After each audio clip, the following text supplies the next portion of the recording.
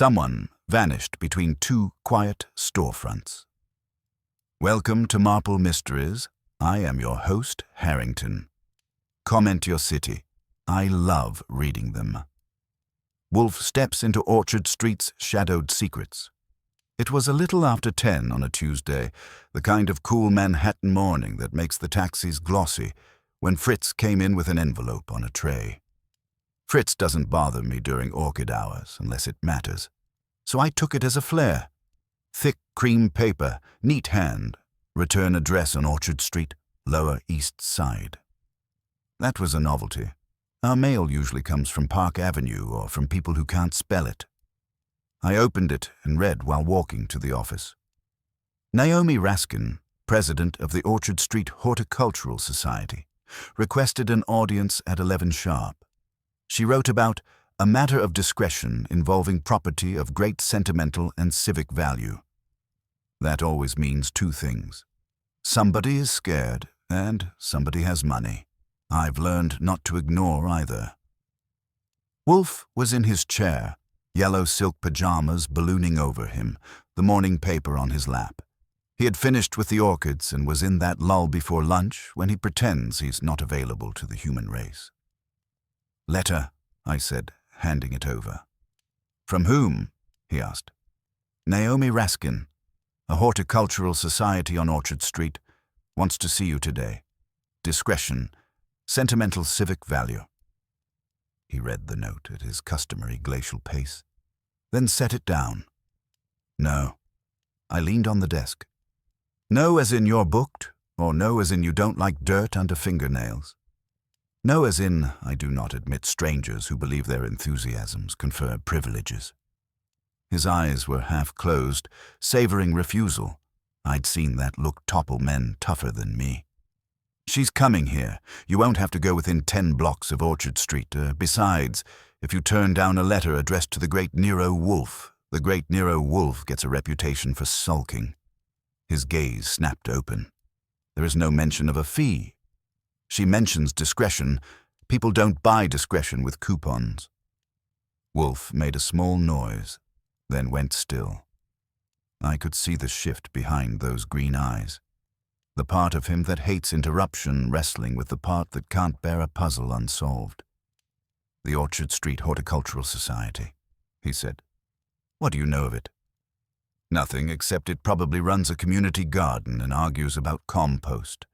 Orchard Street has a couple that the city brags about. Maybe somebody stole a prize zucchini." "Do not be puerile." "I'm never puerile before lunch unless you provoke me." A slow breath came out of him. "Very well. Inform Fritz that Mrs. Raskin will be received at 11, and make it clear that my time is not charity. I'll translate that into something she can stand." At precisely 11 the bell rang.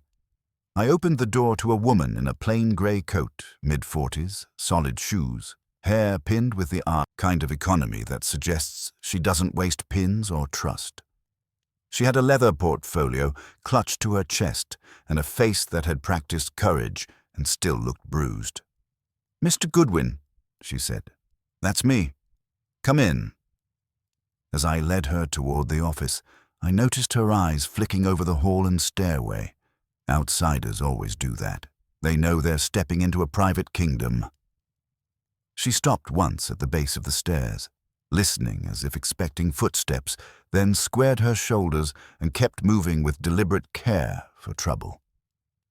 The brownstone, sacred ground, had been disturbed by a visitor from Orchard Street. Before Naomi Raskin said a word, I had the hunch that whatever she'd lost wasn't the only thing missing. Wolfe didn't rise, of course. He only lifted his eyes to her and waited. That waiting is a kind of cross-examination. It makes people fill the silence with whatever they've been carrying. Mrs. Raskin took the chair I indicated, set her portfolio on her knees, and looked from me to Wolfe. "Mrs. Raskin," Wolfe said, "Mr. Goodwin tells me you require discretion. You will have it if you deserve it. State your business." "Something has disappeared from the Orchard Street garden," she said. "The statue." Wolfe's lids dipped. "A statue. A bronze boy holding grapes. It's been in the center bed for 62 years. The neighborhood raised money for it after the riots in 1963. It's our symbol. Last night it vanished. Why is that my concern? Wolfe asked. Because we can't go to the police. The garden is on city land. We're fighting for a permanent lease. One bad headline and the developer circling us will say we don't deserve it. So you wish to retrieve it quietly? I want to know who took it, she said. If it was theft or a warning from someone close. We've had pressure. Pressure is imprecise. She opened the portfolio and slid photos across my desk. One showed neat beds and old brick buildings. On a square plinth stood a small bronze boy. The next photo, taken this morning, showed only the bare pedestal. No damage, she said. No drag marks. Whoever removed it knew how. Weight? Wolfe asked. About 200 pounds. We installed security cameras last week, but last night they weren't running. The installer says the line was cut. And the gate? Padlocked at 10 when we closed. The lock was still on this morning. The only other entry is over the back wall from Hester Alley. 8 feet high. Not easy with bronze. Meaning a key, I said. She nodded. Wolfe regarded her. How many keys exist? 4. Mine, Vice President Daniel Pruitt's, Treasurer Lila Chen's, one for our groundskeeper, Tomasz Kowalczyk. Who knew the cameras were off? Our board and the installer. 5 of us. Me, Daniel, Lila, Miriam Holt, and Father Rourke from St. Bridget's. Volunteers help in daylight, but none. Has key access. He let that sit. You said pressure. Specify it. Her jaw tightened. Yesterday I found an unsigned note in my mailbox. It said, a garden should remember its weeds. I didn't know what it meant, but it felt like a warning. Then the statue was gone. Wolfe's eyes sharpened. Who would profit by frightening you and discrediting your society? There are 4 people who might, and I don't trust myself to choose among them. Wolfe turned a whisker toward me. Archie, we will take this case. Mrs. Raskin, he said, my fee is $2,000 retainer, plus expenses. If that is unacceptable, we are finished. I can pay it. She produced a check. I took it, and she looked relieved without looking safe. When she left, her steps down the stairs had the careful rhythm of someone expecting pursuit. Wolfe waited for the door to latch. I watched his face for the hidden reason, but he gave nothing away. He had taken cases for orchids, for pride, even for boredom, yet this one lit a glint I hadn't seen since the hotel lobby fiasco. I wondered who on Orchard Street had learned how to bait a sedentary genius with so little effort. Orchard Street, he murmured. A small disturbance, but one meant to be noticed. You will go there at once, Archie. I prefer to learn about weeds before they seed. I was out the door in 10 minutes with my notebook and the kind of irritation I keep for people who pretend a bronze boy is a trifle. Orchard Street was busy, push carts with oranges, old men arguing by a bakery, kids in uniforms skimming past on scooters. The garden sat halfway down the block, a stubborn pocket of green behind iron fencing. Mrs. Raskin met me at the gate. She'd switched coats for a gardening smock, but the worry was still pinned in her face. She unlocked the padlock fast, like her hand knew the turns by heart. The lock was unmarred, the chain fed through the bars neatly. No one had pried it. We stepped inside. The pedestal stood in the central bed, square and pale where the bronze had shaded it. Chrysanthemums and late marigolds were perky from yesterday's watering, and there were no gouges. I crouched and ran my fingers over the stone. Clean.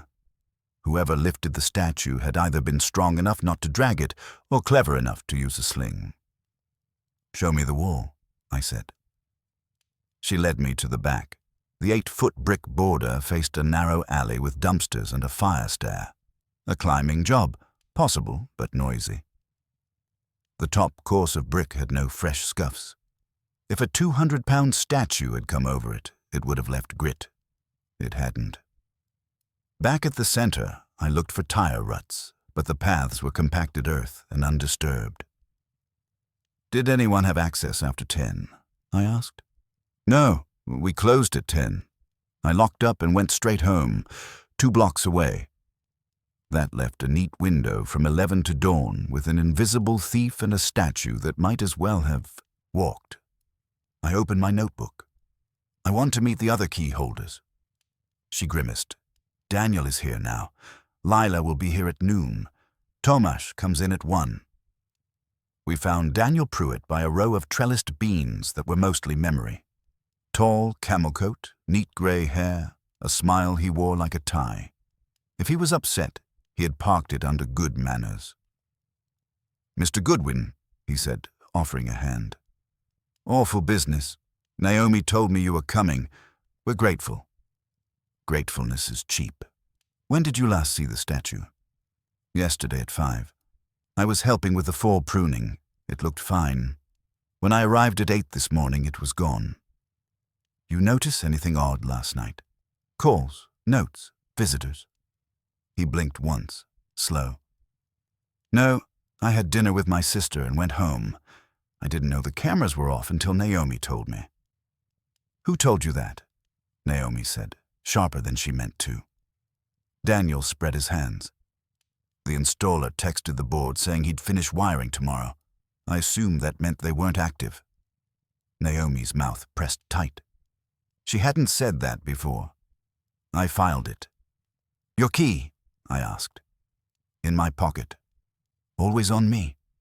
Could someone copy it?" "Not without me noticing." He gave a soft laugh.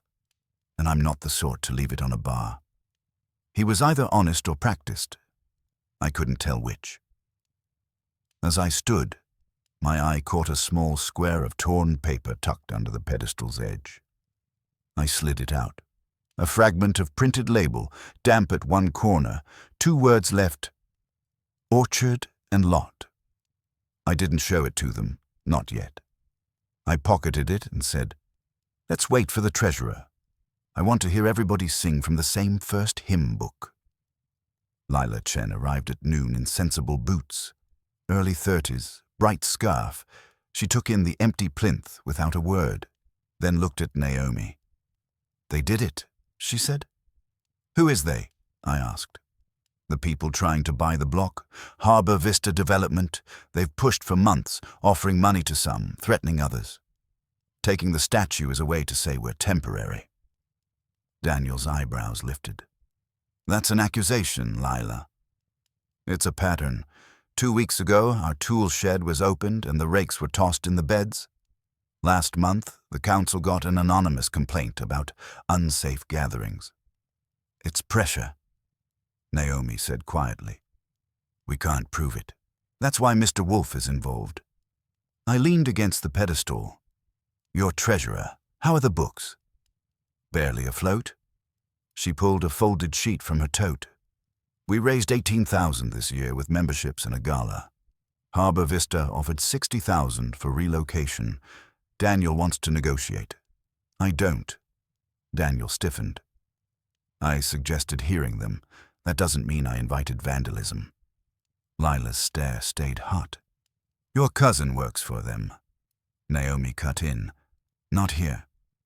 So there was a fracture line, and it ran right under the bronze boy's feet.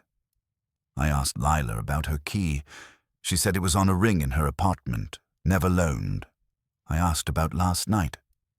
She had been at a community meeting until 9, then home with her partner. No visitors, no calls. She did mention seeing a white panel van idling in Hester Alley at about 10:30 while she walked past. No logo. The alley smelled of diesel and cardboard, and the image of that van stayed with me. At 1, the groundskeeper, Tomasz Kowalczyk, came through the gate carrying a canvas bag of bulbs. He was a sturdy Polish man in his 50s with wary English. When he saw the plinth, his shoulders dropped. "My boy gone," he said. "I take care, every day." "You closed the garden last night?" I asked. "No, Mrs. Raskin close. I leave at 4. He patted his pocket. "Key always here." Did you notice anything strange when you left? He hesitated. A man by the gate, young with hat. He asked when meeting next. I say board meeting tomorrow. He smiled. I think maybe volunteer. Naomi frowned. You didn't tell me. He didn't do harm then, Tomasz said. I forget. Describe him, I said. Mid-20s, slim, dark hat, narrow face. Not much to grab, but another stranger in the garden skin. While they talked, I checked the tool shed. The camera line had been snipped neat, fresh copper shining. Whoever did it had tools and knew where to cut. Under the shed window lay a scrap of black electrical tape. I pocketed that and headed back. Anyone else at odds with the society? I asked. Naomi said, Miriam Holt runs the youth program. She's angry about our lease strategy. Father Rourke from St. Bridget's argues with Daniel about funding. They're both due later. 4 key holders, 2 other board members, a developer, an alley van, and a stranger with a hat. The circle was tightening. I called Wolfe from a bench by the gate. Internal fractures, possible harbor vista push, and someone cut the camera line clean. I found a torn label fragment under the pedestal and tape by the shed. I'm bringing them in. Excellent, Wolfe said. Observe who speaks first when the missing statue is mentioned. That small privilege can reveal a large guilt. That was why he got to sit and I got to walk. On my way. By 3, I'd herded Naomi, Daniel, Lila, and Tomasz into taxis for the ride uptown. They were quiet, deciding whether to be angry with me or grateful. I rode with Naomi because she looked ready to bolt if left alone. On the way, she explained that the Bronze Boy had been cast from a neighborhood mold and set there after the 1963 riots, when the block raised pennies to plant something hopeful.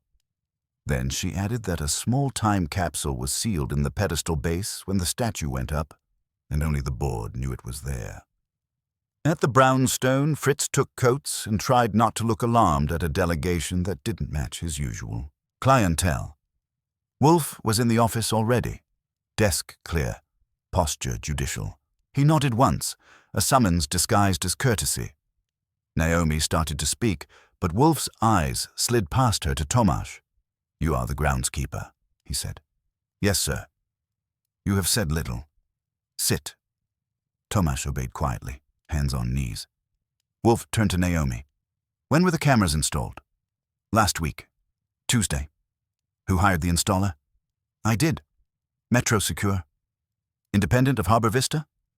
So far as I know. Wolfe looked at Daniel. Mr. Pruitt, you claimed a text informed you the cameras would be inactive last night. From whom? The installer's number. I assumed it was routine. Have you the message? Daniel produced his phone. Wolfe didn't touch it. I read the text aloud, time-stamped yesterday afternoon. Final wiring tomorrow. Cameras will be offline tonight. No signature. Wolfe's brows lifted a fraction. Did you pass that information to anyone? No, it didn't seem important. Yet you told Mr. Goodwin you did not know the cameras were off until this morning. That is inconsistent. Daniel's face went tidy. I didn't focus on it. I was thinking about the lease meeting. Conveniently preoccupied. Wolfe's voice was mild. He shifted to Lila. Miss Chen, you noticed a white van in Hester Alley about 10:30. Why no call to the police? Parking isn't a crime, she said, and calling the police on Orchard Street for a van is how you get laughed at. Also, you feared Harbor Vista and wished no official attention. Wolfe turned to Naomi. You received an anonymous note. You did not bring it. I left it at home. Again, convenient. Naomi reddened, but held her tongue. Wolfe let the quiet thicken, then asked Tomasz to repeat his description of the young man in the hat. Tomasz did, adding that the stranger had seemed amused when told the board met today. Wolfe leaned back. 2 more of your circle are absent.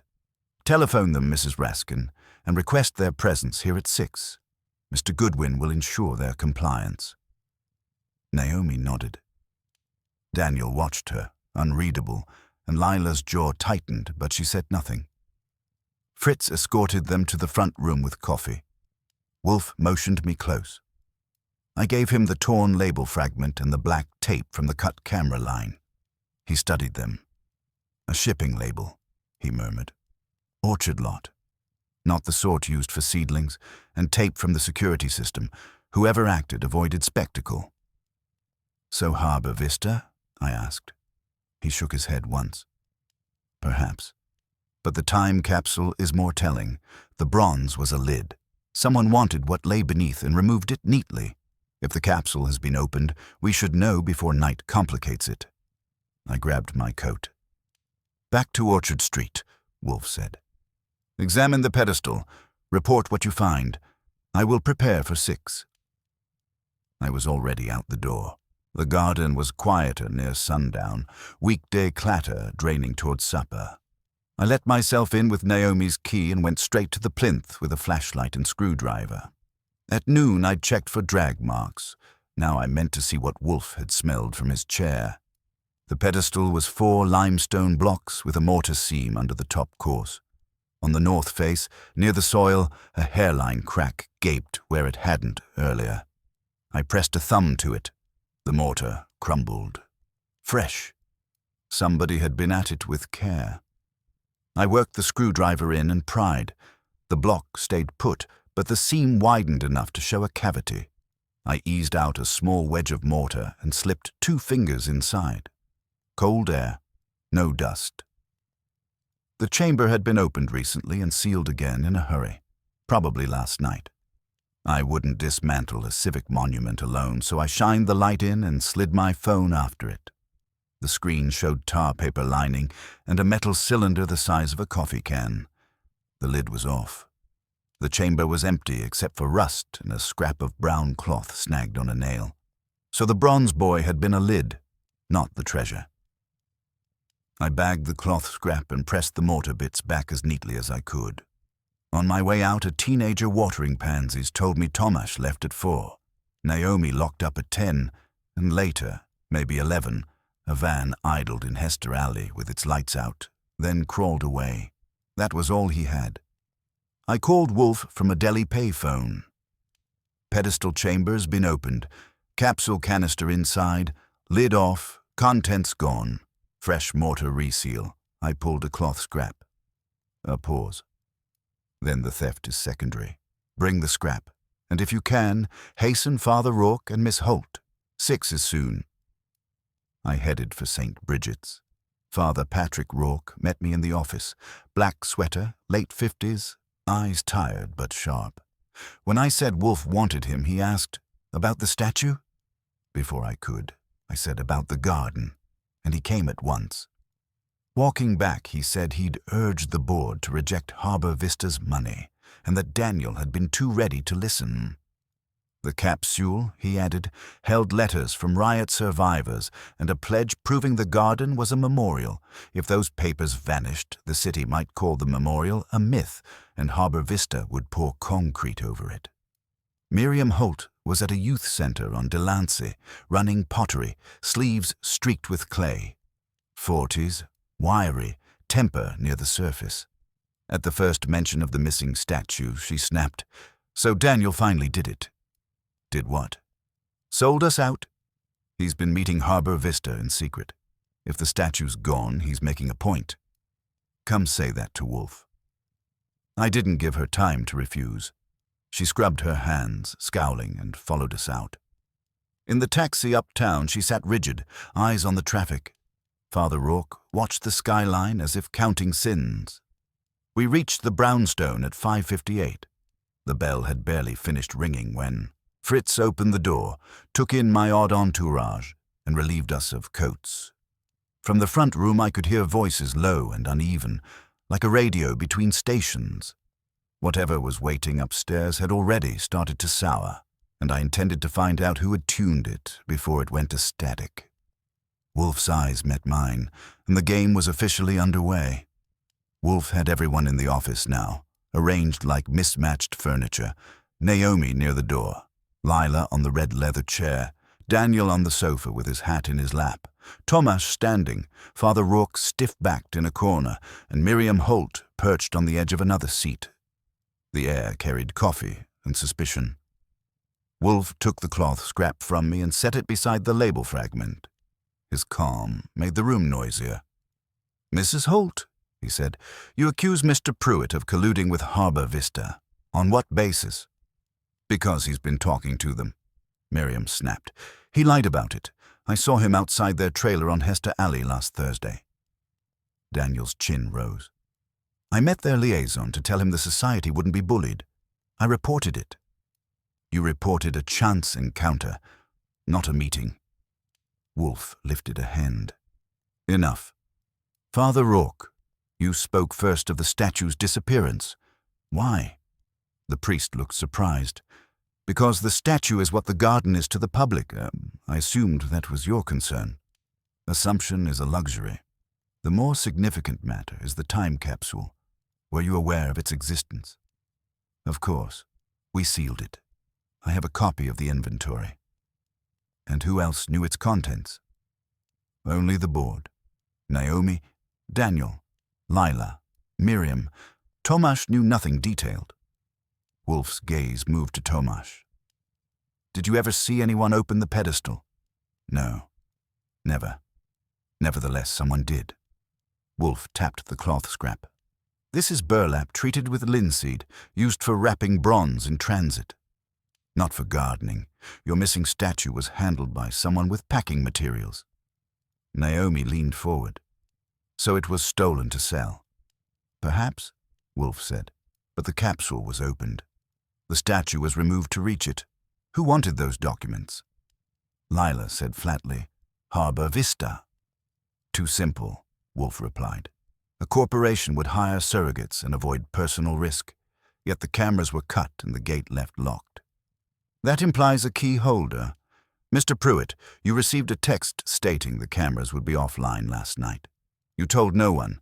Why did the installer text you and not the president?" Daniel spread his hands. "I don't know." "Did he text you, Mrs. Raskin?" "No." Miriam's eyes flashed. "Because Daniel told him to."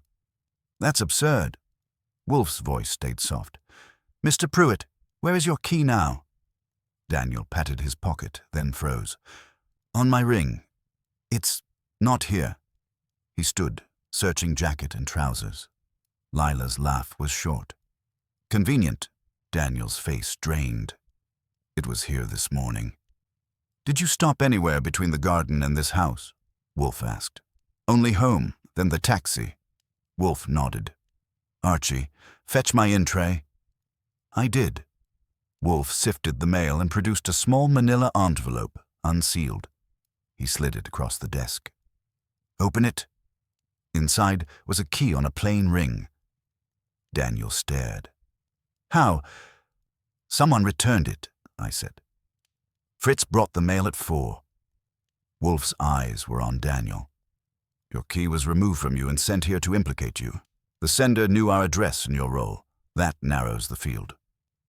The room shifted. Even Tomasz stopped breathing. Outside, a horn blared on 35th Street, irrelevant and distant, while Wolfe's stare pinned them one by one, slowly. Naomi whispered. Who would do that? Wolfe set both hands on his belly. Someone who needed time and a scapegoat.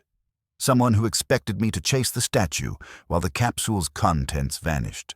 We will now proceed to learn which of you required those papers enough to risk your garden and your conscience. Wolfe began not with accusations, but with appetite, the way he does when he wants a room to lean forward without knowing it. "Mrs. Raskin," he said, "describe precisely the inventory of the capsule." Naomi swallowed. Letters from residents after the riots, a photograph of the first garden crew, the pledge sheet with names and addresses, and a deed of gift from the old Orchard Street Merchants Association. We sealed it in 1963. The deed proves it was a memorial. "And the pledge sheet," Wolfe said, "contains the name of one person whose participation is now inconvenient." Miriam barked a laugh. Wolfe didn't look at her. "Father Rourke, you keep a copy of the inventory. Do you keep copies of the contents?" I have photocopies of the letters and the deed, the priest said. Not the pledge sheet. It was fragile. Naomi asked me not to handle it. Therefore, the only unique item was the pledge sheet, Wolfe said. Whoever opened the capsule sought something unique. He turned to me. Archie, what did the teenager at the garden report?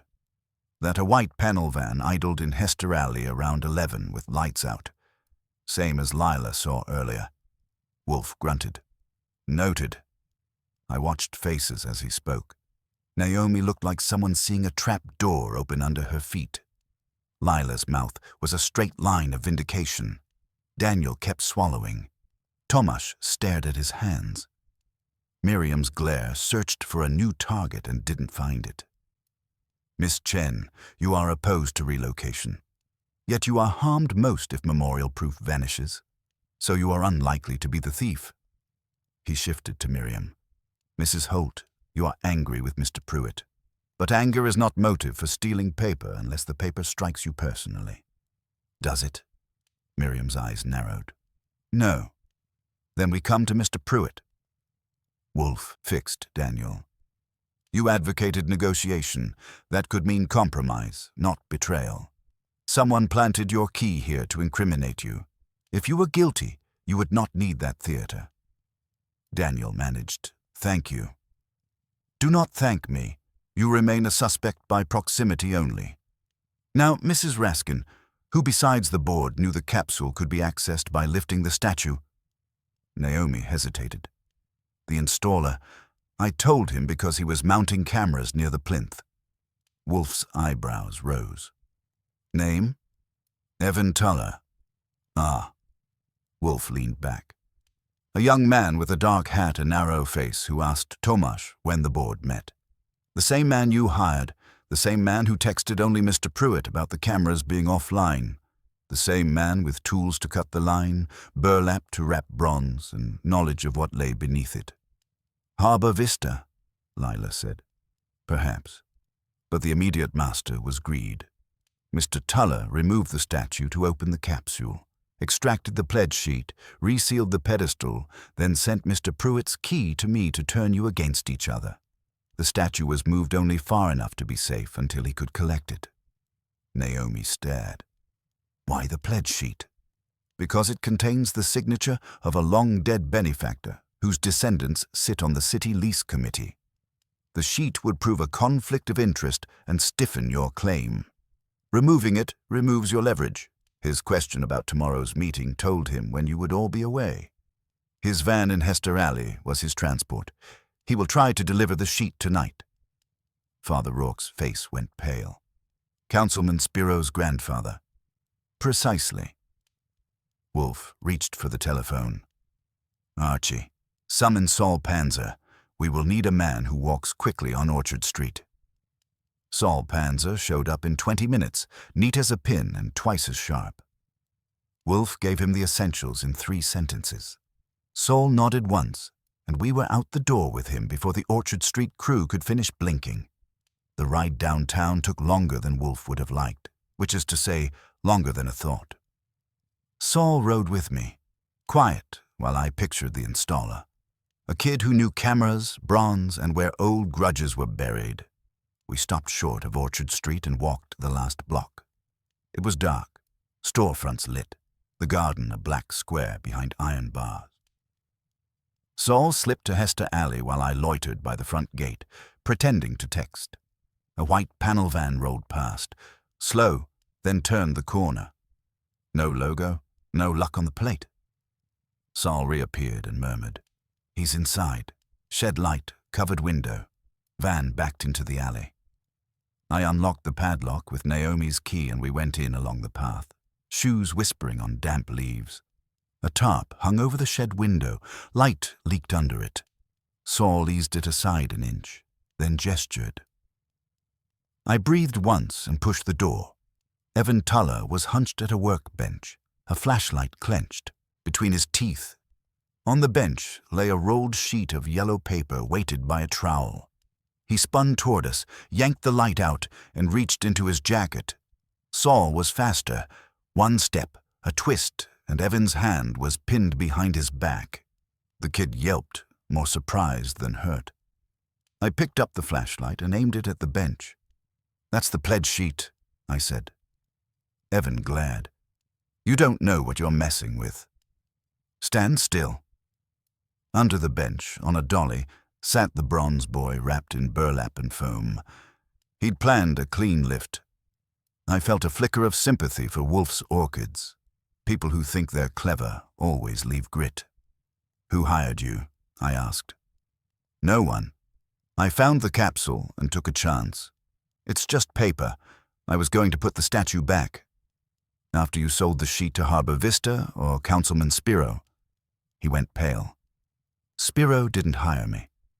"But you meant to sell to him." His face said yes. I fished his phone from his pocket. 2 recent calls to a number labeled M. Vance. I dialed. A woman answered, brisk. "Evan, is it done?" "Ms. Vance," I said. "This is Archie Goodwin. Your installer is with us. Where do you want the pledge sheet delivered instead of your office?" Silence, then a click. She'd hung up, which was answer enough. Saul marched Evan out to the alley. The van's back doors were open. Inside were packing blankets, a toolbox, and a Harbor Vista visitor badge on a lanyard. So much for the solo act. We loaded the statue carefully into the van, Saul driving, me riding shotgun with Evan sulking in the back, and the pledge sheet on my knees like a sick bird. On the way uptown, Evan tried a last bluff, saying the garden was doomed anyway, that the developers would win. I told him Wolfe disliked prophecy from amateurs. He shut up. The city lights on the windshield looked like beads on a string, and I kept thinking how a neighborhood's memory had nearly been auctioned by the foot tonight. At the brownstone, Fritz was waiting with a look that said late dinners were a civic crime. Wolfe took one look at the sheet, one at Evan, and said, "Good. Now telephone Inspector Kramer." Inspector Kramer arrived grumbling, as if we had dragged him from bed instead of a poker table. He took one look at Evan Tuller on my chair, wrists locked in Saul's grip, and another at the pledge sheet, and his grumble turned into a growl aimed at Wolfe. "You couldn't just call my office," he said. "I could," Wolfe replied. "Then you would arrive after the evidence evaporated. You're welcome." Kramer snorted, read the top of the pledge sheet, lips moving. "This is city business." "It is also larceny and conspiracy," Wolfe said. "Arrest Mr. Tuller. If you wish to widen your net, consult his calls to Margaret Vance of Harbor Vista Development." Kramer's head jerked to me. I offered the phone. He scrolled, muttering, then turned on Evan. "You're in a lot of trouble, kid." Evan's bravado had wilted on the ride uptown. "They said the garden was illegal," he mumbled. "Miss Vance said if I got the pledge paper, they'd pay and nobody would be hurt." "Except the neighborhood," Naomi said from the doorway. She and the others had been waiting in the front room. She came in now, eyes wet but hard. Lila and Father Rourke followed, Daniel with Tomasz behind. Kramer waved them back. "I'll take statements later. For now, I'm taking him." Saul released Evan to the cops behind Kramer, and the kid went out looking smaller than when he'd come in. When the door shut, the brownstone seemed to exhale. Wolfe looked at Naomi. "Your statue will be returned tonight. Copy and secure the pledge sheet. Inform the council that any attempt to erase your memorial will meet public exposure." Father Rourke murmured a blessing under his breath. Not for me or Wolfe, but for the stubborn patch of soil that had outlasted fires and fashions in this city. Naomi nodded, then laughed once, short and cracked. "You saved more than bronze." "You saved it," Wolfe corrected, "by being too stubborn to yield." Daniel cleared his throat. "Mr. Wolfe, I owe you an apology. I didn't realize the installer was with Harbor Vista." "Your error was less ignorance than vanity," Wolfe said. "You believed you could parley with men who negotiate only with bulldozers. Learn from it." Lila looked ready to speak, then didn't. Tomasz stepped forward, hands out. Naomi let him hold the pledge sheet for a moment. He handled it like a relic and gave it back with a shy nod. They left in a clump, quieter than they'd arrived, but their quiet had weight now, not fear. As Fritz closed the door, the house regained its proper hush. Upstairs, in the dining room, Wolfe faced his plate with the gravity he reserves for logic. Fritz had produced duck with cherries. Wolfe ate 3 bites before speaking. "It is curious," he said, "how often men mistake a community's memory for a commodity. They count the price of removal, never the cost of resistance." I poured myself milk. "You mean Harbour Vista?" "Harbour Vista, Mr. Tuller, even Mr. Pruitt for a moment. Appetite without conscience is merely hunger. It is not civilized." I chewed duck, thinking of the bare pedestal. Maybe they'll learn. If they don't, Naomi will teach them. Wolfe allowed a flicker of satisfaction. "She will, and my orchids will remain unmolested." I grinned, until the next civic emergency strolls in. He gave me a look that said I was frivolous in a serious world. Then he took another bite, and the brownstone returned to what it wanted to be, a quiet place where a man could eat in peace. The next morning I rode down with Saul to Orchard Street in the van the city had commandeered overnight. The bronze boy lay strapped in back like a patient who had survived surgery by spite alone. Naomi and Thomas were waiting at the gate with 2 volunteers and a thermos of coffee. Seeing the statue again made Thomas's face go soft all over, like he'd been holding a knot for years and someone had cut the string. We set the statue on the plinth while the neighborhood watched from the sidewalk. No ceremony, no speech, just a couple of old women crossing themselves and a kid slowing down to stare. Naomi ran her palm over the bronze grapes, then stepped back as if to be sure she wasn't imagining it. "We'll grout the seam properly," she said, "and the capsule contents are going somewhere safer." "In a bank box?" I asked. "In 3, Lila said. "Copies in the church archives, too. Harbour Vista won't like the light." Daniel hovered at the edge of it all. When Naomi invited him inside the garden, he didn't move at first, then came through the gate like someone testing thin ice. "Naomi, I'm sorry. I thought talking could prevent a fight." "It can," she said, "but not with people who only understand leverage. You want to help, show up at the council hearing and say what you know." He nodded, chastened and relieved to be told what honor looked like. I hung around long enough to see Tomasz reset the soil around the base, patting it down as if tucking in a child, then headed back uptown. On the way, Wolfe called, not to ask if I'd finished, but to remind me that the red begonias needed turning and that Fritz was displeased by yesterday's late dinner. That was Wolfe's way of saying the case was closed and the universe had resumed its rightful order. By afternoon, the news had leaked, not the theft, but the attempt to erase the memorial. I saw a headline on a box that mentioned Harbour Vista and a riot-era pledge. Kramer would have kittens, but it was too late. Naomi had given the story claws. Sometimes justice needs a subpoena. Sometimes a neighborhood's memory spoken loud enough to bother men in glass towers. Back at the brownstone, Wolfe was at his desk with a photocopy of the pledge sheet. He intended to return it, but he wanted to read the names written by hands that trembled in 1963 and still made a promise. He looked up when I entered and said, "There are moments when sentiment aligns with reason. This is one." "Don't tell me you're getting tender," I said. "It'll ruin your reputation." "On the contrary, I dislike being manipulated, Archie, but I do not dislike being useful."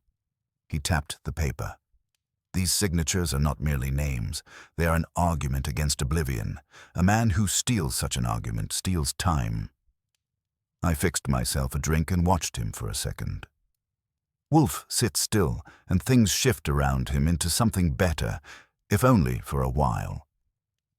At dinner he ate quietly, then said, almost to himself, "Civilization is a garden. It survives not by comfort, but by continual refusal to surrender ground." I raised my glass. "Then here's to refusal, and to bronze boys who don't know when they're supposed to disappear. He gave a smile. And to assistants who do not disappear either, despite temptation. I took that as praise, and I took seconds because civilization in our house comes with them.